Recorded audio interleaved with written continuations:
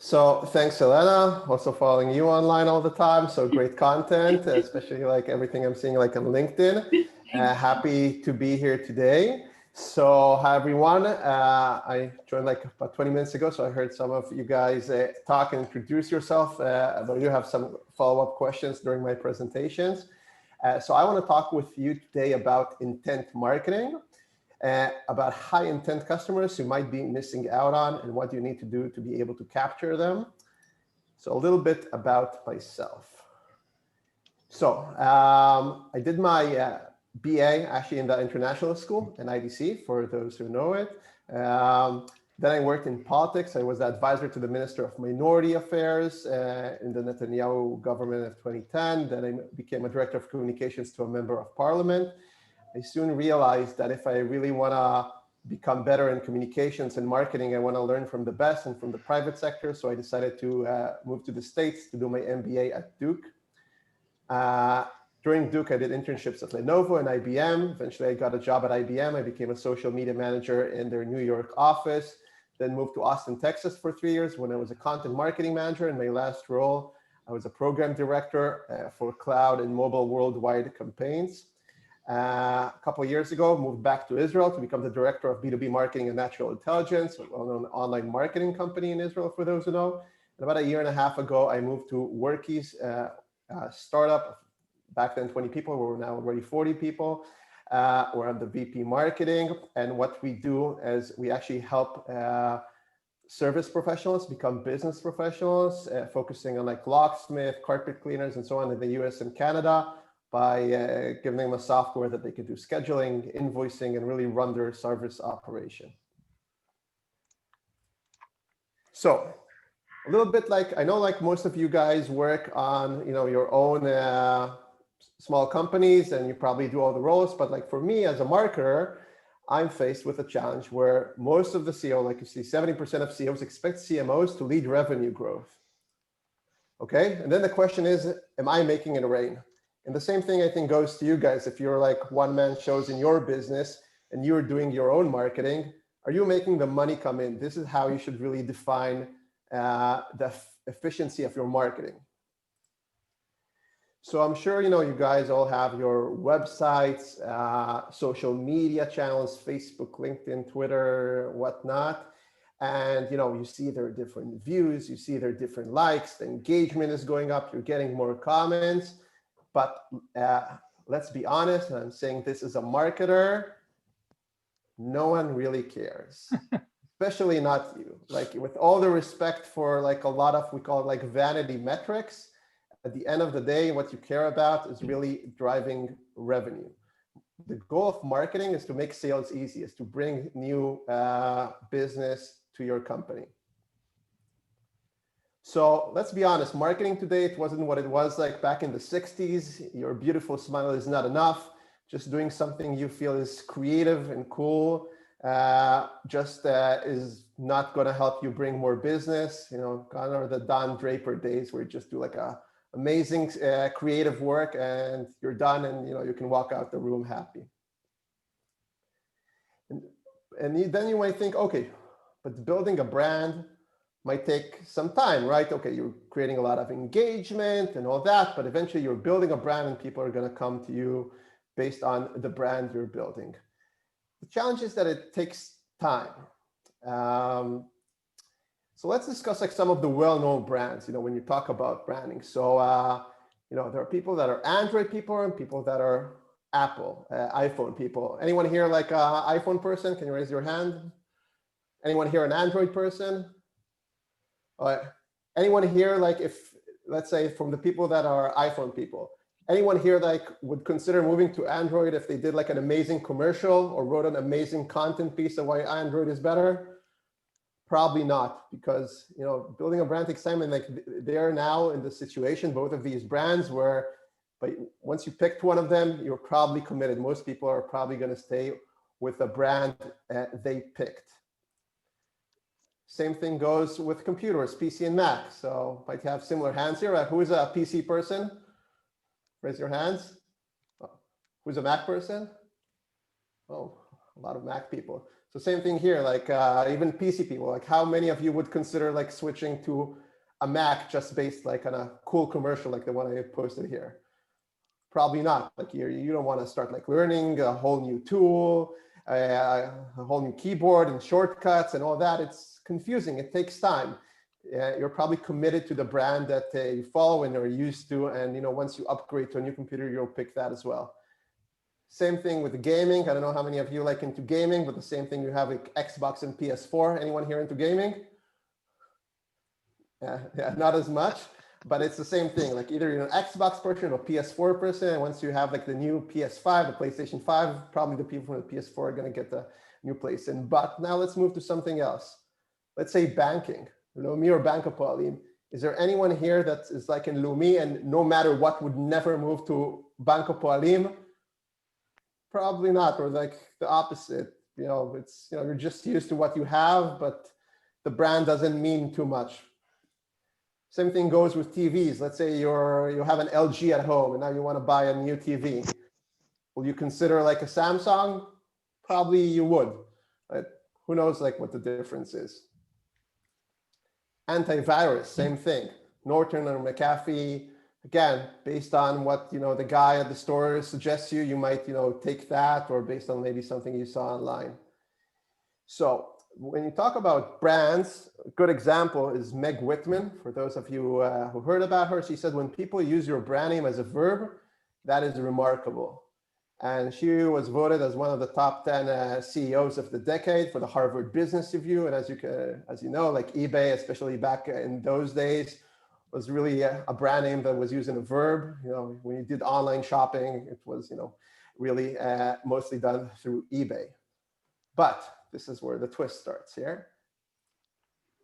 Then she was voted worst CEO for 2015 when she was in HP, because in HP, it's not as easy, I guess, as it was back in eBay. In HP, when you're selling different printers or other accessories or B2B solutions, it's not a brand name that is used as a verb.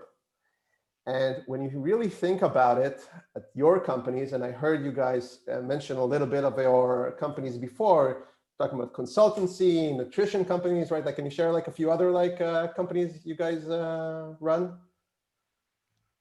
Networking. Networking, yeah. What else? Copywriting.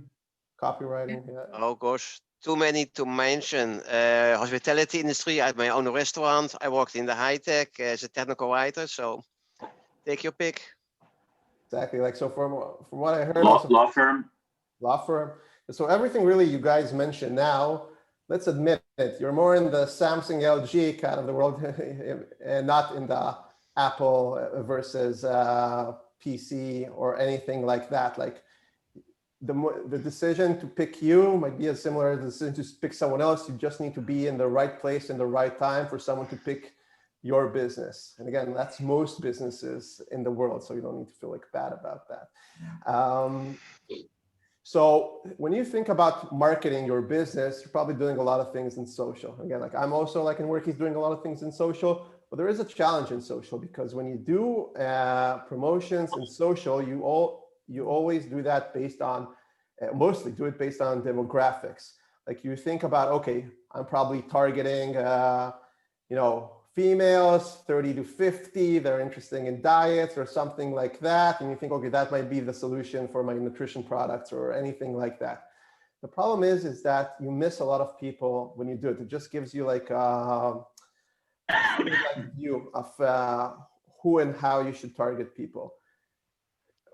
According to research done by Google, 40% of all baby products purchasers live in households even without children. Again, something most marketers won't think about, but I think the picture here really tells, the reason. It might be grandparents, uncles, aunties, and so on. 68% of skin and body care influencers are actually men. I'm sure if I would ask you before, a lot of you would say probably it's women. It's actually men. 45% of home improvement searchers on mobile are women. I'm sure like all of you are progressive. It's 2021. I'm sure you didn't think otherwise, but maybe there are some marketers out there that would think it's men that are looking for home improvement solutions and not women. So let's up here and ask, like, what other like marketing channels do you know? If you can share with me now? Who wants to start? On social, like Facebook, Yeah. Emailing. Google. LinkedIn, Instagram. Pinterest. Oh yeah. Word of mouth. Facebook. Even TikTok. On calls. What else? Not only in online. Does Signal count? Signal, yeah. Networking. Networking, word of mouth. The very best. What about television, radio? Yeah, television, You can radio. go back to letters if you want. Old-fashioned newspapers. Yeah, newspapers. So everything you said is relevant. You know, the list can go on and on. It's also pamphlets, it's billboards, it's everything. I just shared here like a few of them.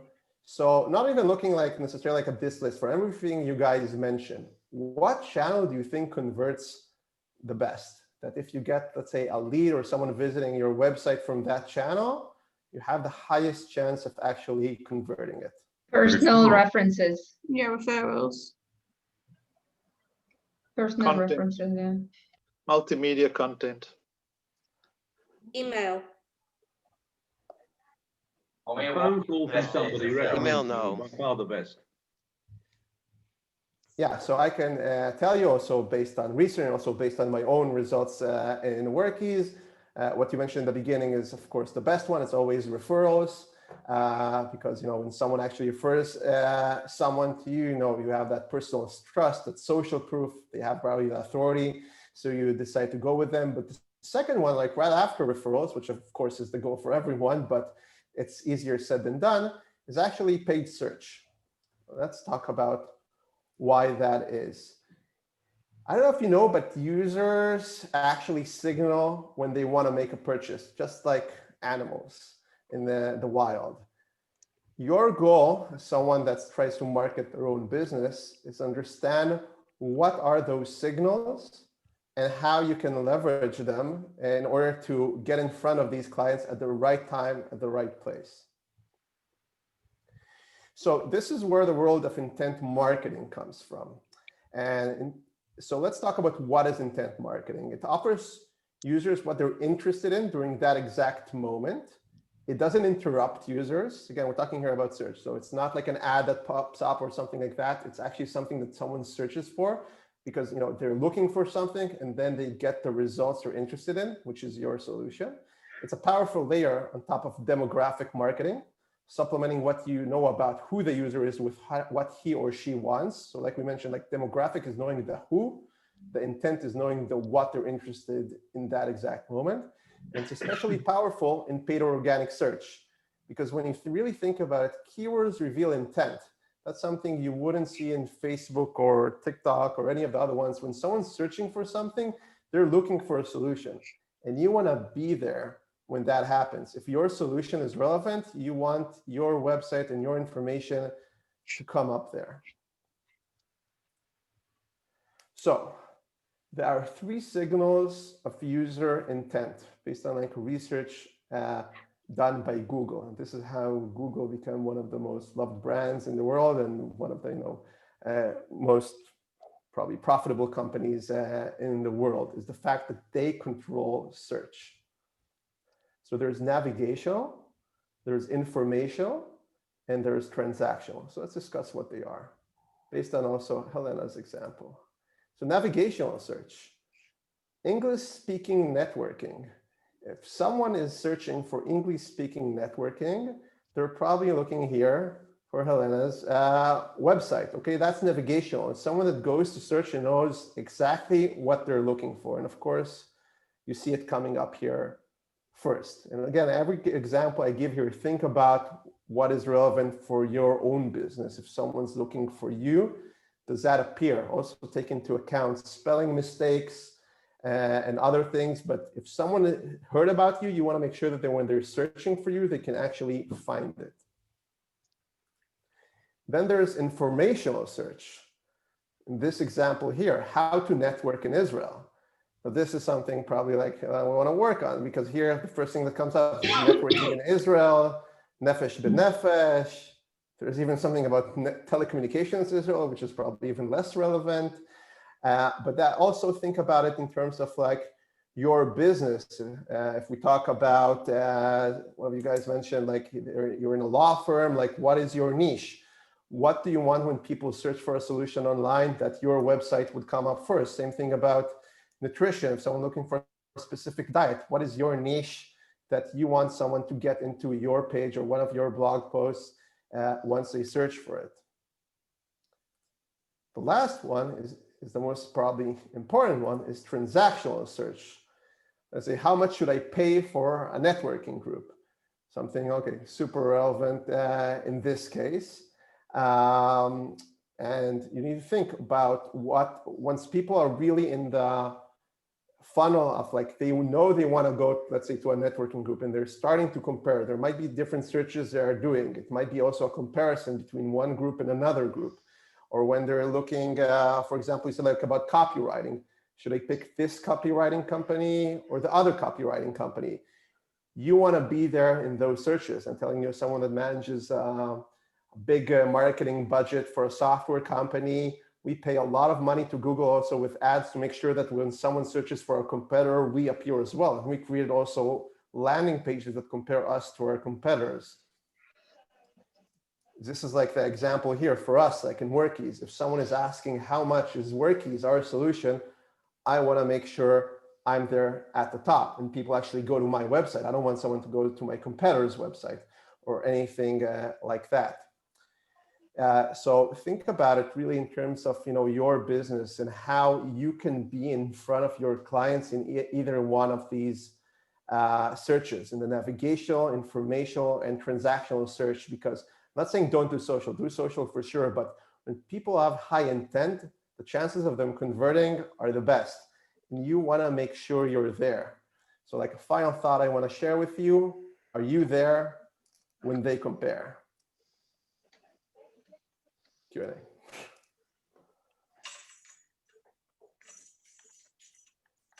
Thoughts, questions? Thank you so much, Aviv. That was fantastic. A huge round of applause for Aviv. That was I really enjoyed that. I thought that was absolutely brilliant. We definitely have time for some questions. Does anybody have any? Yes, I do have. In one of a few slides back, you had 3 points. Oh gosh, you should go back to that question. This one? The one with networking and I think it was navigational 3 or 4 information slides back. I don't see it here in front of me. It's not the one I'm showing now? I don't see anything. How can I make it appear on my screen? You should be able to show you. Oh, you can't. Aviv would have to do it. Oh, you don't? Oh. Okay, well, the question was about the first of those 3 points. Yes, I think it was before that. It was a sentence. Would that compare to, say, impulse purchase? Mm-hmm.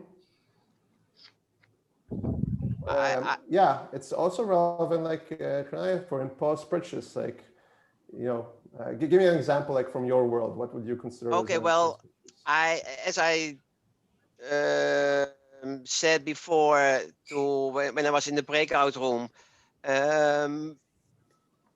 I was the owner of a restaurant, coffee shop in the area of Rotterdam, the Netherlands, before I made Aliyah. And one of the strong points of the place of my restaurant was that it was extremely well located. So people had often the idea, not the idea of going for a cup of coffee, but they saw the place and thought, let's have a cup of coffee. So that's the impulse. And I'm trying to, for all those years, I'm trying to generate an impulse for people which translates to hire me as a photographer. Uh-huh. Yeah, so I would say it's 2 things. So if you have a local, like coffee shop or restaurant and all that, Google is sophisticated now these days. Like you want to make sure that if someone's looking for coffee shop and they're searching for it around your location, that your results are going to come up. And for that, you can do like a Google My Business. You can have actually a location in Google Maps. And you want to make sure that when people search for it, it actually appears there. You want to also think about how, like, if other results appear there and it's not your website, it might be other articles that suggest, like, the best coffee shops in Rotterdam and something like that. So you want to make sure that you appear there. So that might be some PR work or working with different bloggers and so on. So I guess that's the answer regarding the coffee shop. And then you mentioned now you have a photography business. Correct. So it's a question like what kind of photography you do, but let's say, I'm just giving an example. Let's say you do wedding photography. You want to make sure that when people are looking for wedding photographers, that you appear there, even more specific. Like I'm just making now an assumption, like if someone is looking for wedding photographers that speak Dutch or something like that, wedding photographers in your town, wherever you're located, that you appear on those searches, because that's where you're relevant. And again, like it's all about, I guess, in marketing is finding your niche. Like you're not marketing like Apple or Microsoft or Google or these companies. You're not marketing to 90% of the population. You're marketing to 1.1% of the population, but you need to make sure that when people are searching, like I said, like for a photographer in your location, or let's say you're a wedding photographer, that results come up, that when they have high intent and you're the right solution, you have to be there. So how would I mark myself as a small events photographer? Because you were speaking about a niche, and that is my niche currently. Yeah, so I think it's a lot of work on SEO. It's like a whole topic that you can Google and learn about. It's how SEO stands for search engine optimization. I know. You need to think about like what kind of keywords you think are relevant, and you probably want to write blog posts that are relevant for that, and also something else called backlinks. Okay. Other people to write blogs and link back to your site. It also builds your what's called like authority, and then you get higher results in Google. And you really need to think niche, because even when you told me like small events, like try digging even deeper. What kind of small events? And try to create content that's as niche as possible. Great. Let's. Can I ask a question? No, yeah, definitely. Yeah, thank you. I wanted to ask, what actually do you mean by be there to compare? Like, how do you do that on Google? So let's see, let's take your example. So what business do you operate? I'm a nutritionist, And dietitian. Okay, and where are you located at? I'm in Ramat Sharon and Hod Sharon. Yeah, so I work privately with mainly with women. Okay, I do a lot of even for transgenders. That's a very specific niche, for example, or women with or over 45 with hot flashes and menopause. It's also very specific, but and people with dietary problems like sugar, etc., high blood sugar. Yeah, so what I suggest is try to think on the side of your potential client, potential best client. If they know nothing about you, what are they going to search for? So they might search for a nutritionist around Ramat Sharon or in the Sharon area, if we're talking in general. But also you can maybe create content for relevant like landing page for specific things, like you said, like nutrition for transgenders, or what should I eat in menopause, or like stuff like that. Like as the more you go niche, it's called like long tail in search, like the more it's specific, it means probably there is less competition. So what I would do if I really like think about all these keywords, Google them, try to see what are the results, and try to see if you can actually compete there. So some things are going to be maybe harder to compete, some things are going to be easier. Maybe there are different results that are going to come up that, like I mentioned before, like there's this person that recommends for nutrition. So maybe, you can contact that person and say, oh, do you mind like adding me as like the 5th option? So it's not even your website. You're just like asking to be included and share your work. So that would be my recommendation. Okay, and how often should I put in new text that will include whatever? Question.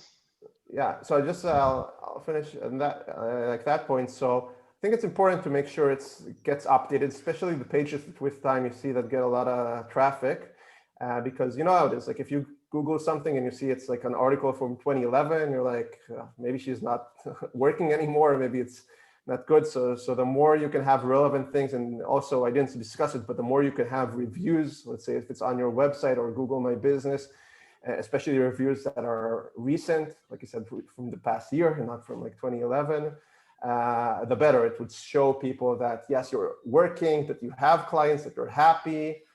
So that would be my recommendation. All right, thanks. Any more questions? Okay, awesome. Oh, Leslie, did you have a question? Yeah, if I could ask Aviv, social media marketing as opposed to Google for more micro. Yes, so I would say we probably need to do both, because it's like we discussed, it's again, I'm simplifying this, but it's in search, you're going for intent. Someone's looking for someone, but in Facebook, it's both demographic as well as, you know, it's like ads in a way, the same thing you have like TV ads, like you're stopping people while they're doing something, but sometimes it's good because maybe like for the example, like we had before, like for Michal, maybe someone is not yet researching, you know, the best nutritionists in Ramat HaSharon and all that, but like they're probably starting to feel maybe they need to work on their diet and all that. So if you're not gonna interrupt them, you're not gonna get in front of them. It's also when you talk about search, there's something called like inventory. So what I mean by inventory is there's a limited amount of people, for example, that search for like nutritionists in Ramat HaSharon. So even if you're the top result there, you might not get like enough searches. But when you do stuff like an Facebook and Twitter or TikTok or whatnot, like you can get in front of people that are not necessarily thinking about it that exact moment and really create that interest. It's harder, but on the other hand, it's like because the inventory in search is lower, you just have to go to that route as well. But I would also recommend something else like in social, because I was talking more about ads in social, but I would go in social also to relevant Facebook groups or LinkedIn groups or whatnot, and try to get into existing conversations, because there you can find intent as well. People don't only like look for stuff on search. You might see something in like different Facebook groups, people asking, oh, do you recommend some kind of nutritionist? Or like I can share with you, I live in Ra'anana. I was looking like for a personal trainer. So I went to like a Facebook group and I looked there on like personal trainers in that group in Ra'anana. And I saw like this post from like 6 months ago that they recommended like a few different people. And I contacted one of them. It wasn't even a recent discussion, but it still shows like there was like intent and interest. So you want to be in those specific places where people talk about your topic. Thank you. Any more questions? Lior, sure. It's not a question, it's a comment. I just wanted to say, Aviv, it was a very entertaining talk, and I think that your presentation was excellent. It was very clean and also made me very curious, and I think that you asked very relevant questions, which we all feel very strongly about, like the Apple versus PC, and then the Samsung versus LG, and it just made me realize how much some things matter to me and some things just don't. And also I learned that about the paid search, that would really be the second most sought after way, a marketing channel, which I didn't know. So that was interesting, and I just felt that I would have liked to have heard more, and maybe we can have another lecture another time about a continuation, more about the intent marketing. But yeah, that was my comment. So thanks very much. Thanks, Leora. Mark, sure. Yeah, I have a question, Aviv. So first of all, thank you. Yes, it was really just great presentation, simple, straightforward, and really how you put it in our shoes, like really great sales skills, I'll say, as a sales coach. So actually, I have a question that's maybe unique, I don't know, but I work with a 160-year-old company in the US, and we're in 9 different countries, and I launched just here in Israel. And the reason why my question to you as a marketer is relevant is we are built on direct sales. For better or worse, we're pacing to be the largest privately held company in the world, mostly through direct sales. Our marketing is dead. Like there is nothing. It's like, how do you do what you did without marketing? So I wanted to know, as someone who's here and I get to make a bit of a proposal to the company about like marketing and what assets I need. Just, I know it's a big question, but if I was to start somewhere, I've had leads come to me from people, I don't know how, Googling sales coaching in Israel. So that's great. And they found our site. And I, again, don't know how, because they're not really great at that. But if I was to make a proposal for something, what do you think would be the first thing I'd want to suggest that we, I mean, because we've got a reputation, like we've coached Google and the UK and L'Oreal and like all these big deal. But the objection here is this is Israel. It's a different market, which is true, but people are people. Yeah, thanks, Mark. I appreciate it. I would go back to like what I said at the beginning, that CEOs look to marketers in terms of like how they drive revenue. It's in any company, it doesn't matter old or new, like you want to show the ROI, you want to be able to prove that. And once you're able to prove that, then you'll get more resources, you'll get more money, you get a bigger team, because, you know, if it shows ROI, you know, it's obvious why you need to put money on it. So what I would do if I were you is I would research like the clients, like who are your prospective clients, who are the people that the direct salespeople are able to get and convince and make a sale on, interview them, and try to think like, where are they now? Are they in specific Facebook groups? Are they in different associations? Or what kind of stuff they maybe search for? And once you understand where they are and what interests them, then I would create, you know, the relevant marketing collateral. Like if you know they're searching for something, create landing pages for that. If you know they're all in a different specific Facebook group, try to be there, try to comment, stuff like that. You might get almost direct sales like that as well. Maybe you also sponsor the group. So it's really, I guess every industry is different, but I think it all comes down to, and that's something a lot of marketers don't do, is it's like the sales side. It's like you have to speak with clients and really understand that persona and what they're doing. Yeah, selling people the way they like to buy is a big philosophy. I guess maybe, sorry, the question I'm asking is if we were to invest money. So I understand the idea of finding the ideal prospect, and I could definitely learn more about the social media and what groups and such. But for example, a niche that we have, it's taken me a long time to discover, is people who sell outside of the Israeli market, who want their people to know how to sell to people the way they like to buy. So a benefit that I have is someone who's selling to Americans and they've got an Israeli sales team. There's a stereotype of Israeli pushiness, right? But if we culturally adapt and sell people the way they like to buy, so that's like an automatic, like, wow, you sell to American, you're an American company, versus overcoming the objection of, well, this is Israel, the market's different, because they don't understand that, of course, the purpose of sales is to adapt. But I don't want to re-educate people. I'd rather just streamline, and that would be my ideal. So how would I say, you suggest to my CEO of like, yeah, I could do the Facebook stuff and find whatever and make time in my schedule for that. But if I say, hey, I want this much money, or I'm going to do this with the money that you're giving me for marketing here in this country. So it's just the research you're saying, or is there like focus on SEO optimization or paid ads first, or?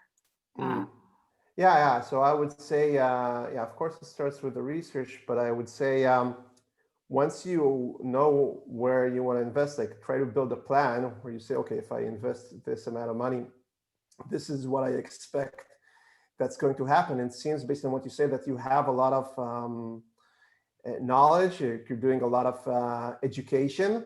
So maybe share it out there, like create, whether it's landing pages, you know, again, it's based on, I don't know the audience at all, but it could be a podcast, it can be YouTube videos where you really like.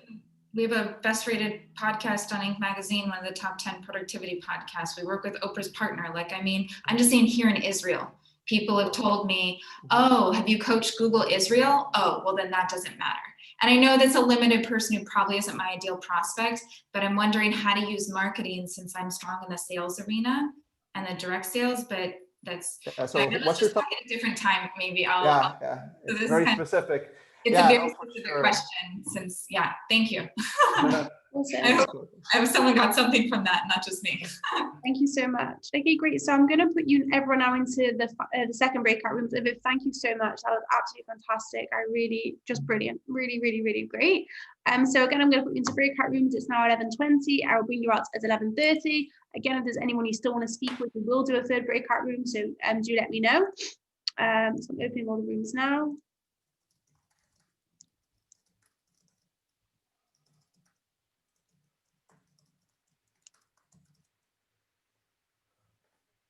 Aviv, thank you so much. That was absolutely amazing. That was great. I really enjoyed this. That was really, really, really good. Thank you.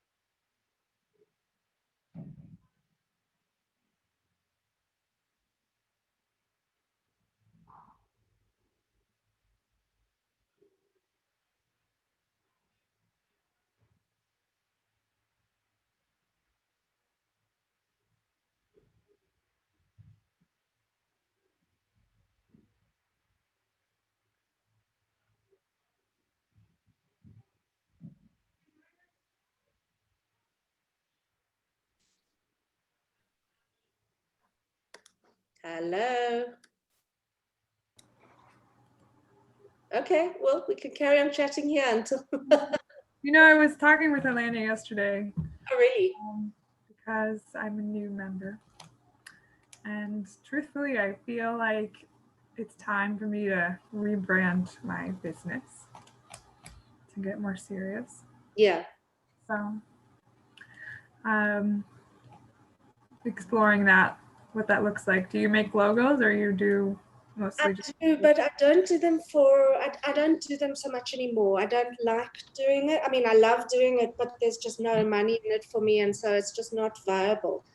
So a lot of the things that I like doing, I just don't do anymore. But I do know other people who could do a logo for you. Like most people, most graphic designers that I know will do logos. It's so much work, really. It's so much work. And to be honest with you, you can go, hi, Helena. Hi, did something happen? We were in the breakout room together 2 weeks ago.